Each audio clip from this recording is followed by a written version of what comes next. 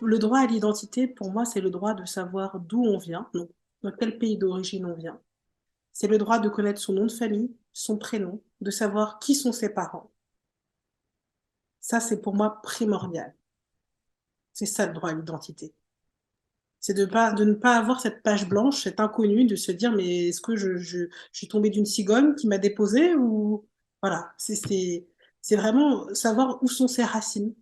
Ce droit à l'identité est très important en matière d'adoption internationale, puisque finalement, pour moi, c'est un peu le point de départ de l'adoption.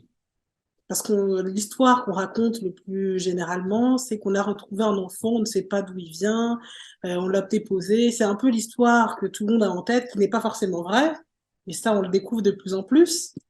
Euh, et surtout, on change de pays.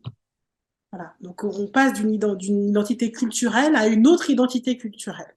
Parce que je disais le nom, le prénom, mais il y a aussi la culture dans l'identité.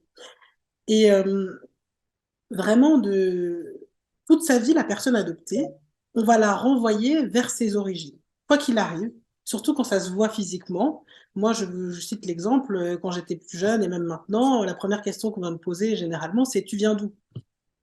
Même si je suis française et que je suis en France, on va me poser cette question. Donc c'est vraiment quelque chose d'intrinsèque, l'identité. Et dans l'adoption internationale, on n'a pas forcément la même identité culturelle que ses parents adoptifs.